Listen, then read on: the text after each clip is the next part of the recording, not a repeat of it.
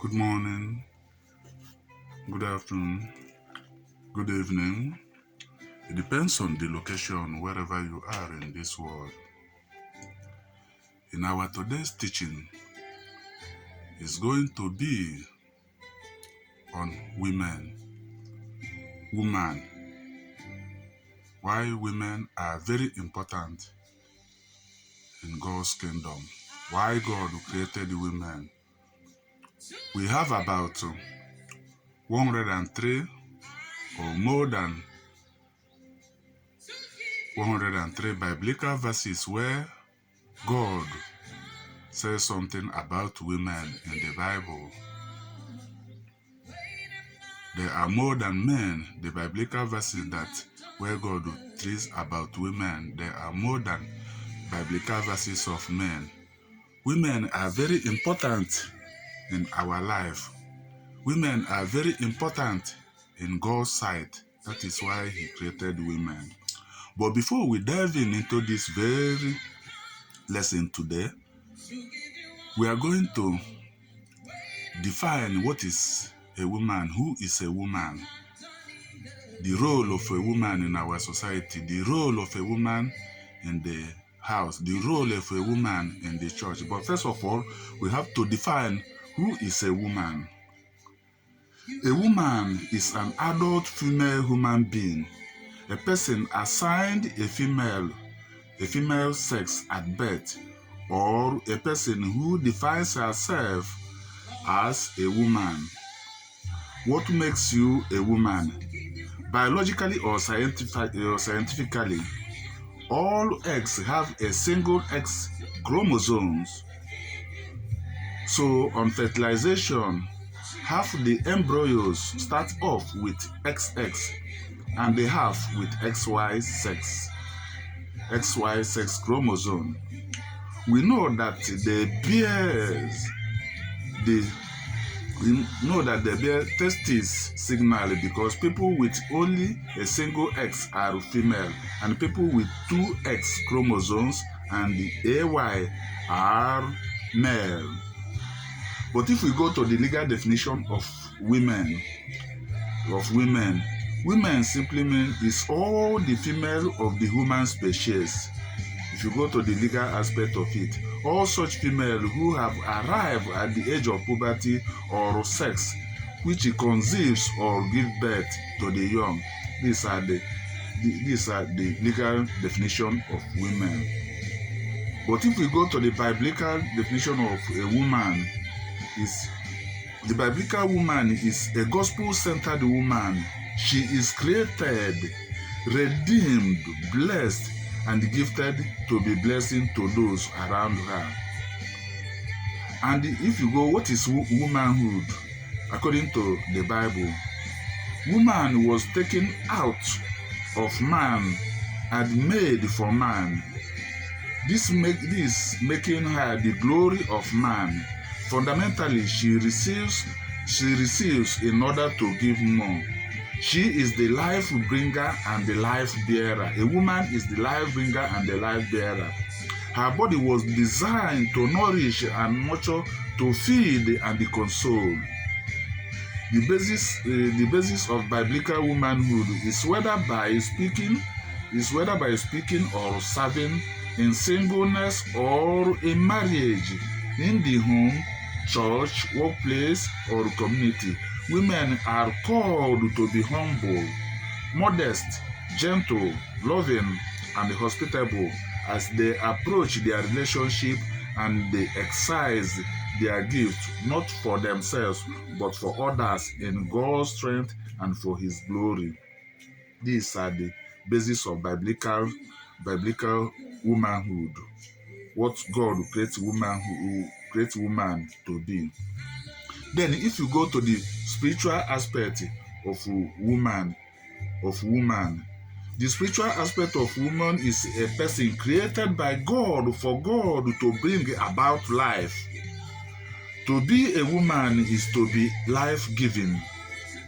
The inherent difference a woman possesses that man does not is her empty space in the womb. Every woman has empty space in the womb because of because of life-giving children that are coming. The capacity to conceive and to bring forth a child was entrusted to women alone. The capacity of bearing a child and to conceive is entrusted to women alone by God. And there are 4 characteristics of a true womanhood, that is piety or religiosity, purity, submissiveness, and the domesticity. According to Barbara Welter, a history scholar from the city New York University, the idea of womanhood. Being a woman means having a strong sense of identity, accepting your body as one that adapts and changes over time. Being confident and building up the people in your life. It means you, while still being hungry enough for growth. The essence of womanhood is a woman is the personification of ageless beauty, selfless love, purity, grace, and dignity. These are the reasons why God created a human being. And a human being, a woman simply means helper. Helper from the creation of the Bible. And the Bible is too quick to say something about women. That is why women are very important. We have here about 103 biblical verses that treat about women more than men. Men have about 65 or so. But what God says in His Bible, in His Word, is about 103 biblical verses after research. Then we are going to start from the book of Genesis, number 1, from the book of Genesis, Genesis 2.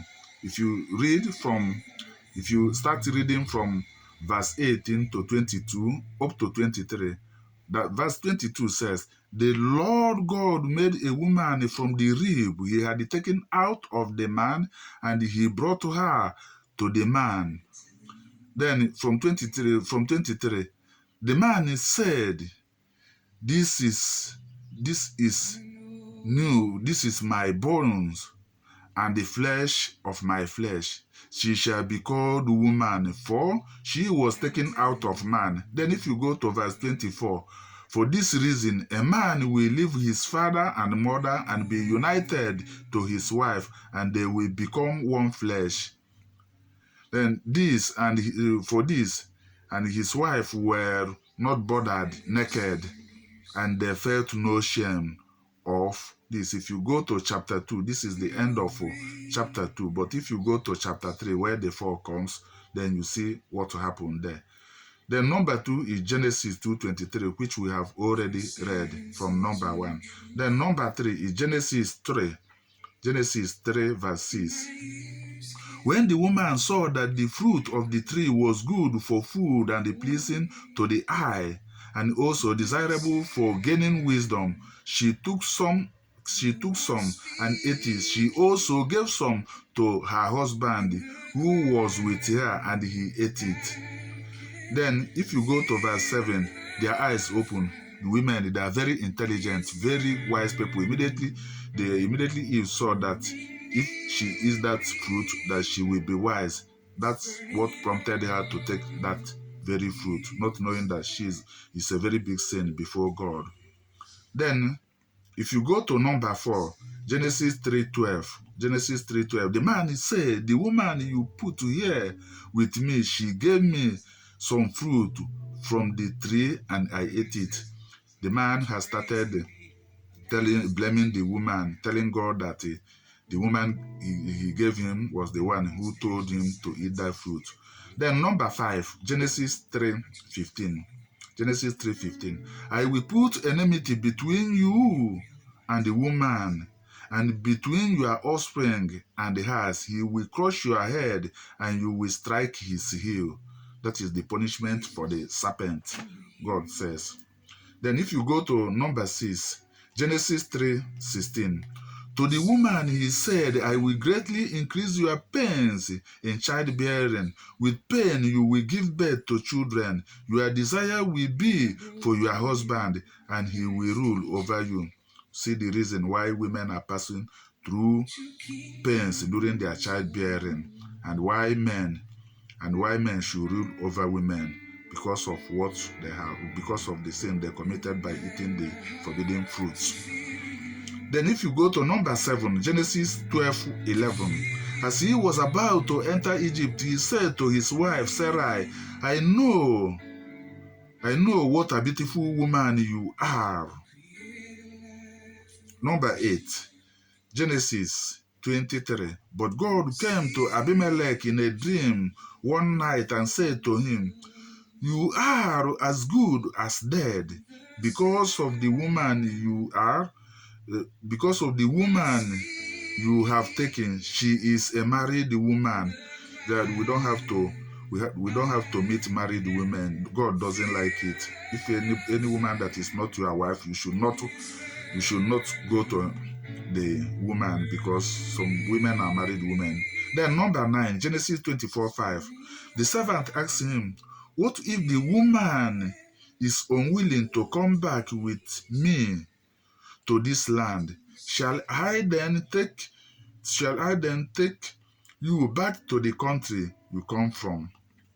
Your number 10, Exodus 2:1. Now a man of the house of Levi married a Levite woman. That is the birth of Moses. Then Exodus 3:22. Every woman is to ask her neighbor and any woman living in her house for articles of silver and gold, for clothing which you will put on your sons and daughters, and so you plunder the Egyptians. This was during the time the Exodus is about to begin. They have to borrow article of silver and gold from the Egyptian women, because they are going to plunder the Egyptian. Then number 12, Exodus 21:10. If he marries another woman, he must not deprive the first one of her food, clothing, and marital right. Even if somebody marries second wife, you don't have to deprive the first one of food, clothing, and marital life. Then number 13, Exodus 21:22.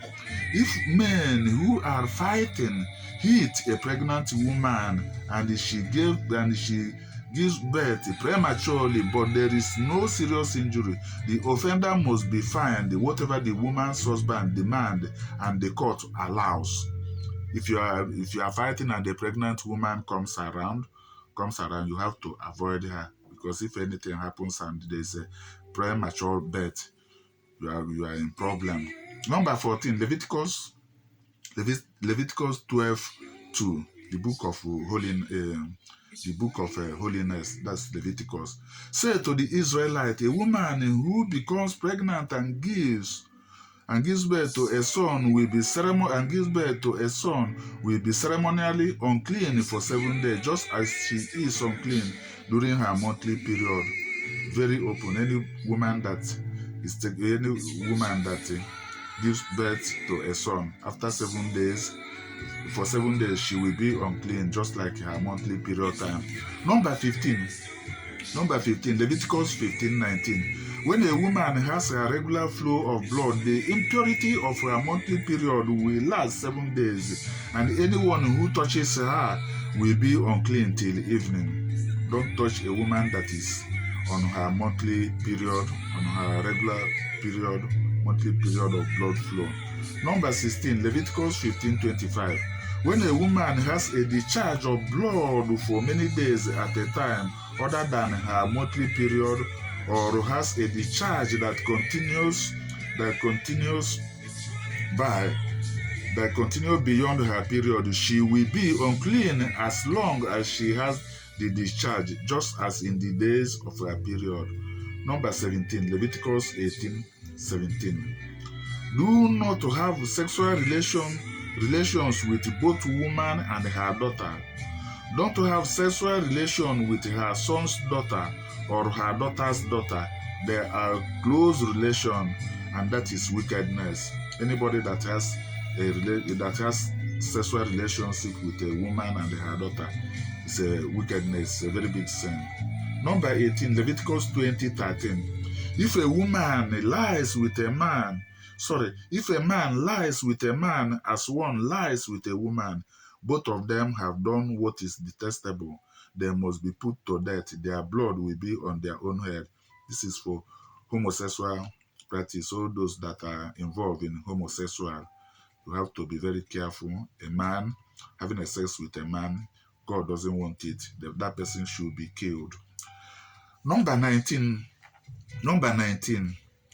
Numbers 5:29. This is the law of jealousy. When a woman goes astray and defies herself while married to her husband for feeling of jealousy over man. Any woman that goes out when she's still married and go to another man is dangerous, is very bad. Number 20. Number 33. Numbers chapter 30 verse 3. When a young woman is still living in her father's house, makes a vow to the Lord or obligates herself by a pledge. Number 21. Number 30 verse 9. Any vow or obligation taken by a widow or a divorced woman will be binding on her. Number 22. Numbers 30:10. If a woman living with her husband makes a vow or obligates herself by a pledge under oath. Number 23. Deuteronomy 27. Deuteronomy chapter 20 verse 7. Has anyone to become pledged to a woman and not married her, let him go home, or he may die in battle. Someone else marry her husband. If you leave your woman and go battle, and if you die, another man is going to marry your wife. You have to be very, very careful. Number 24, Deuteronomy 21:11.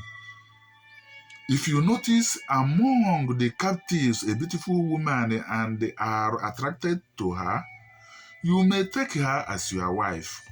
Number 25, Deuteronomy 22:5. A woman must not wear men's clothing, nor a man wear woman's clothing. For the Lord your God will detest anyone who does that. People that they cross-dressers, people that wears women's clothes and women wearing men's clothes. God doesn't like it. God detests such. Number 26, Deuteronomy 22, chapter 22, verse 13. Maybe you can read from verse 13 to 14.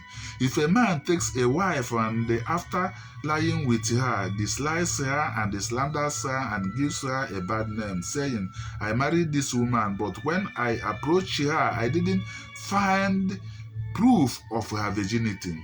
If a man marries a woman thinking that she is a virgin and you find out that she's no more a virgin, it's very painful. God doesn't like it. Number 27, Judges chapter 4 verse 9. Very well, Deborah said, I will go with you, but because of the way you are going about this, the honor will not be yours, for the Lord will hand Sisera over to a woman. So Deborah went with Barak to Kadesh. Then if you continue to verse 10, from verse 9 to verse 10, you will see what happened there, why Deborah became one of the judges. Then number 28, Judges 13:6. Then he went to her husband and told him, a man of God came to me. He looked like an angel of God. Very awesome. I didn't ask him where he came from, and he didn't tell me his name. This was about Samson. So the time Samson was about to be born. Samson, the son of Manoah. Number 29, Judges 14:2. When he returned, he said to his father and mother, I have seen a Philistine woman in Timnah. Get her for me as a wife. When something was entitled by a Philistine woman, that's where the problem started. Number 30, Judges 16:4. Sometime later, he fell in love with a woman in the valley of Sorek whose name was Delilah. Delilah that put Samson in problem. That put Samson in problem. Delilah of Philistine, the present Palestinian. Number 31, Judges 24. So the Levite, the husband of the murdered woman, said, I and my concubine came to Gibeah in Benjamin to spend the night. Number 32, Ruth 3:11. And now my daughter, don't be afraid. I will do for you all you ask. All my fellow townsmen know that you are a woman of noble character. Number 33, 1 Samuel chapter 1 verse 15. No, so my lord, Hannah replied, I am a woman who is deeply troubled. I have not been drinking wine or beer. I was pouring out my soul to the Lord. That was the time Hannah, the mother of Samuel, was praying in the church, and they saw her. They thought she was drunk. So number 34, 1 Samuel chapter 25 verse 3. His name was Nabal and his wife's name was Abigail. She was an intelligent and beautiful woman. Very intelligent and beautiful woman. The wife of Nabal that he gave birth to, the Abigail that gave birth, I think, to Solomon also. But her husband, a Calebite was surely and mean in his dealing. That's number 35, 1 Samuel 28 verse 7. 1 Samuel chapter 28 verse 7. Saul then said to his attendant, find me a woman who is a medium, so I may go and inquire of her.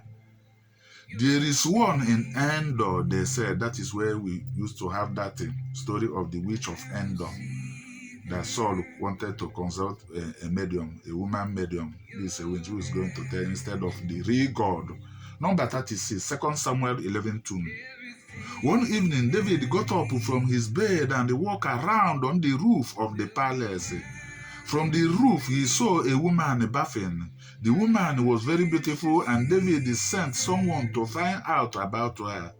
The man said, isn't this Bathsheba, the daughter of Eliam, the wife of Uriah the Hittite?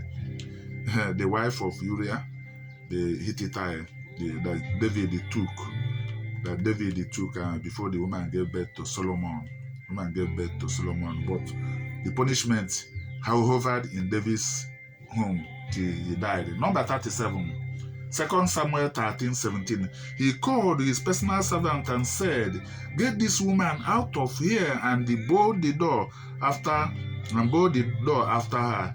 That was Amnon and Tamar, the children of David. How Amnon raped Tamar and how Absalom killed Amnon.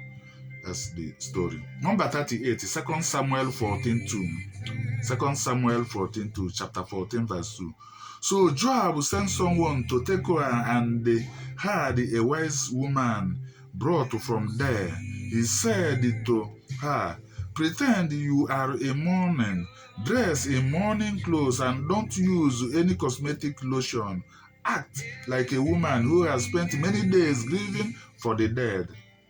Number 39, 2 Samuel chapter 20, verse 16. A wise woman called from the city.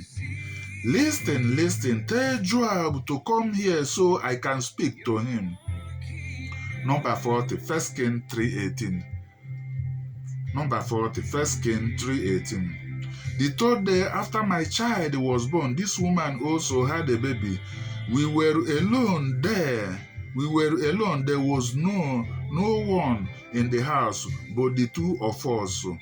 Why? That is when Solomon had that very wise ruling, want to share the dead child or the live child into two.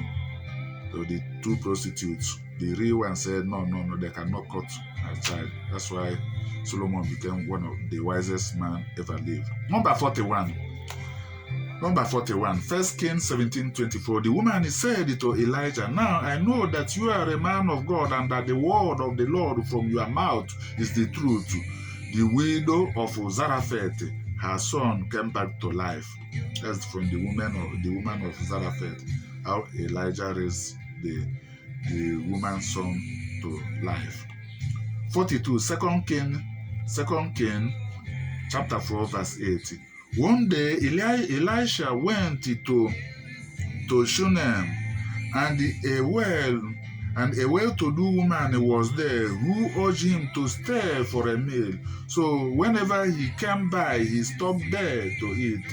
The Shunammite woman, this is the Shunammite woman's son who came back to life, the Shunammite woman's son who came back to life from Elisha, just like what his predecessor Elijah did. Elisha like Elijah. Number 43, 2 Kings 8, chapter 8, verse 1. Now Elisha had said to the woman whose son he had restored to life, "Go away with your family and stay for a while wherever you can, because the Lord has decreed a famine in the land that will last for 7 years." Very big prediction of famine in the land of Israel because of their sins. Number 44, 2 Kings chapter 9, 34. Jehu went in and ate and drank.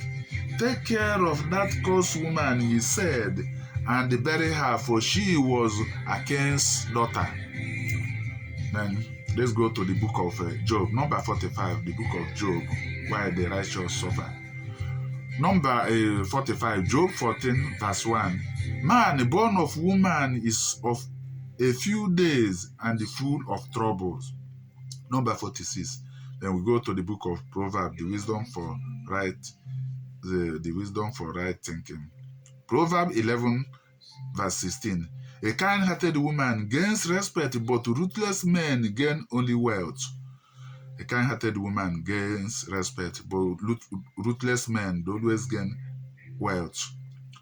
Number 47, Proverbs 11:22. Like a gold ring in a pig's snoot is a beautiful woman who shows no discretion. Number 48, Proverbs 14:1. The wise woman builds her house, but with her own hand the foolish one tears hers down.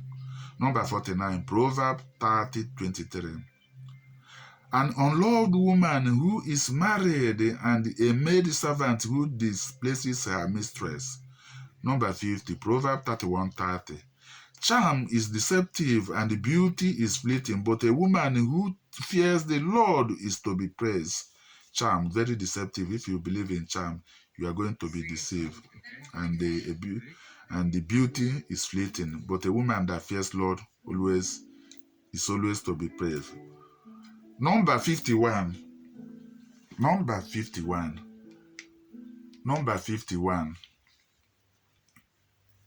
Isaiah 54:1. Sing, O barren woman, you who never bore a child, burst into song. Shout for joy, you who were never in labor, because more are the children of the desolate woman than of her who has a husband. Number 52, Matthew 5:28, from our Lord Jesus Christ. But I tell you that anyone who looks at a woman lustfully has already committed adultery with her in his head. Jesus said this. Number 53, from our Lord Jesus Christ. Matthew chapter 9, verse 20. Just then, a woman who had been subjected to bleeding for 12 years came up behind him and touched the edge of his cloak. Number 54, from our Lord. Matthew chapter 15, verse 28. Then Jesus answered, "Woman, you have great faith. Your request is granted." And her daughter was healed from that very hour. Women are gender of great faith. Women, the gender of great faith. I think even more than men, if I'm not mistaken. Number 55, Matthew chapter 26, verse 7. A woman came to him with an alabaster jar of a very expensive perfume, which she poured on his head as he was reclining at the table. Number 56, Mark chapter 5, verse 25. A woman was who had been subjected to bleeding for 12 years, a suffering woman, but because of that woman's faith, she was healed. That's why we said that women are gender of a very big faith. Number 57, Mark 7:25. In fact, as soon as she heard about him, a woman whose little daughter was possessed by an evil spirit came and fell at his feet. Women's faith. Number 58, Luke 7:39. And the Pharisees who had invited him saw this. He said to himself, if this man were a prophet, he would know who is touching him and what kind of woman she is, that she is a sinner. Number 59, Luke 10:38. As Jesus and his disciples were on their way, he came to a village where a woman named Martha opened her home to him. Number 60, Luke 13:12. When Jesus saw her, he called her forward and said to her, woman, you are set free from your infirmity. Women of faith. Number 61, Luke chapter 15, verse 8. Or suppose a woman has 10 silver coins and loses one. Does she not light a lamp, sweep the house, and search carefully until she finds it? Number 62. Number 62, John chapter 2, verse 4. Dear woman, why do you involve me? Jesus replied, my time has not yet come. Number 63. Number 63. Number 63. John 4:7. When a Samaritan woman came to draw water, Jesus said to her, will you give me a drink? Number 64. Number 64. John chapter 8, verse 3. The teachers of the law and the Pharisees brought in a woman caught in adultery. They made her stand before the group. If you go to verse 4, you see how Jesus replied them and what they did. The woman that was caught in adultery. Number 65. Number 65, John 19:26. When Jesus saw his mother there and the disciple whom he loved standing nearby, he said to his mother, dear woman, here is your son. Number 66, John chapter 20, verse 15. Woman, he said, why are you crying? Who is it you are looking for? Number 67, Acts chapter 9, verse 40. Peter sent them all out of the room. Then he lied on his knees and he prayed. Turning toward the dead woman, he said, Tabitha, get up. She opened her eyes and seeing Peter, she sat up. Number 68, Acts 16:14. Chapter 16, Acts chapter 16, verse 14. One of those listening was a woman named Lydia, a dealer in purple clothes from the city of Thyatira, who was a worshiper of God. The Lord opened her heart to respond to Paul's message. Lydia, very religious and a very good believer. Number 69, Romans 7:2. Number 69. Number 69, Romans 17. For example, by law, a married woman who is bound to her husband as long as he is alive. As long as he is alive. But if her husband dies, she is released from the law of marriage. Number 17. 1 Corinthians 7:2. 1 Corinthians 7:2. But seeing this is so much immorality, each man should have his own wife and each woman her own husband. Number 71, 1 Corinthians 7:15. But if the unbeliever lives, let him do so. A believing man or woman is not bound in such circumstances. God has called us to live in peace. Number 72. Number 72, 1 Corinthians 7:34. And his interests are divided. An unmarried woman or virgin is concerned about the Lord's affairs. Her aim is to be devoted to the Lord in both body and spirit. But a married woman is concerned about the affairs of this world, how she can please her husband. Number 73. 1 Corinthians chapter 7, verse 39. A woman is bound to her husband as long as he is alive, but if her husband dies, she is free to marry anyone she wishes, but he must belong to the Lord. Numbers 74, 1 Corinthians, number 74, 1 Corinthians chapter 11, verse 3. Now, I want you to realize that the head of every man is Christ, and the head of the woman is man, and the head of Christ is God. Number 75, 1 Corinthians chapter 11, verse 7. A man ought not to cover his head, since he is the image and the glory of God, but the woman is the glory of man.